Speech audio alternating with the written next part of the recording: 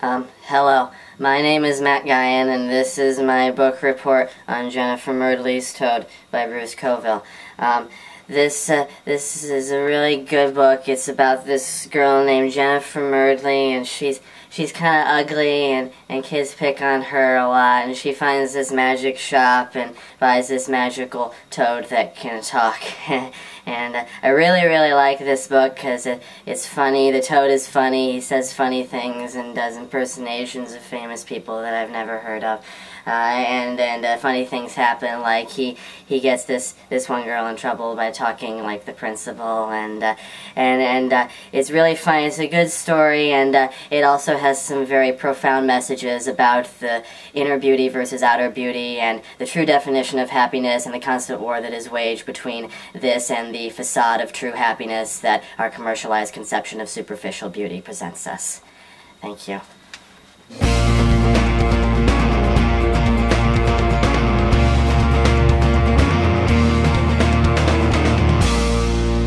Okay, what was all that about? Well, I'll tell you.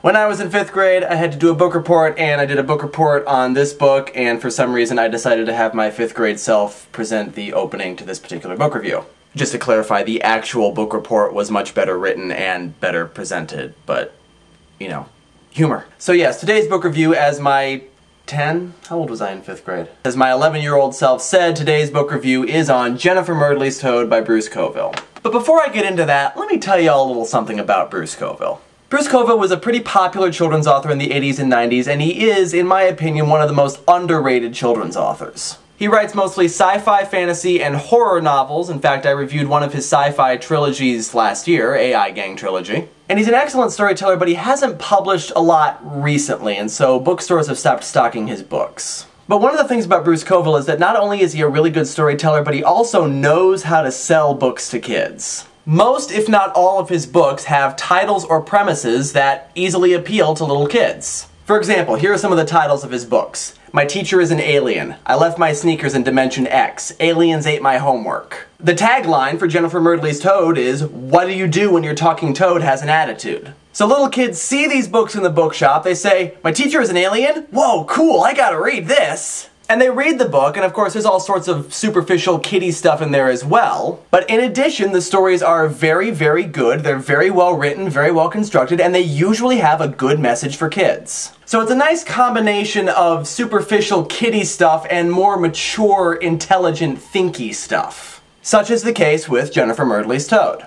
Now, Jennifer Murdley's Toad is actually from a series of books called the Magic Shop books. There are currently 5 of these books published now, I believe. I've read 3 of them. And they each have a different protagonist, they take place in a different setting, and they all have a different situation. The only commonality that these stories have is that they all involve a magic shop.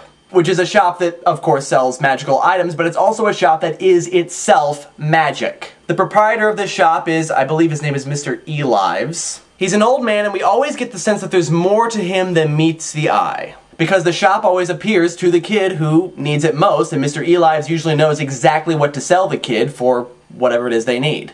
I hope that explanation wasn't too confusing. And for a little while at least, it seems like this is going to be kind of a lighthearted, fun story about a girl and a talking toad and how he can do impersonations of any voice that he hears, and so her bullies get their comeuppance. But the story actually ends up being a lot deeper and a lot more complicated than that. In a lot of ways, the story is actually a retelling of a fairy tale that appears in actually a lot of fairy tale traditions. The story of 2 daughters, one is very ugly but also very kind, and the other is extremely pretty but also mean-spirited and vain and all sorts of evil things. Both girls come across this old woman, one of them offers her help, the other one doesn't, and the old woman rewards the one and punishes the other. So we have that theme of inner beauty versus outer beauty throughout the entire novel. Because Jennifer Murdley is relatable to a lot of adolescent girls in that she has committed the heinous adolescent crime of being unattractive. And so as you can imagine, Jennifer Murdley goes through a lot of character development, and there is a strong message at the end of this story. This story could have very easily been a simple, superficial story about a girl and her talking toad. But simply in the act of making Jennifer Murdley unattractive, Bruce Coville turned this into a much deeper and more complicated story than that. It has a lot of those superficial things in it, and it is definitely geared towards younger children, which is mostly the reason why I'm not considering it a favorite anymore. But it has a really great message for kids, especially young girls who don't think that they're pretty enough. And it is indicative of a lot of Bruce Coville's writing, and I think that it's time that children discovered more of his older books from the 80s and 90s, because they really are great stories. And so even though Jennifer Murdley's Toad is not a favorite of mine anymore, I hope that it will become a favorite of some other children, and I am glad that it was once a favorite of mine. And the next book on the favorites list is another Magic Shop book by Bruce Coville, Jeremy Thatcher, Dragon Hatcher. See you then.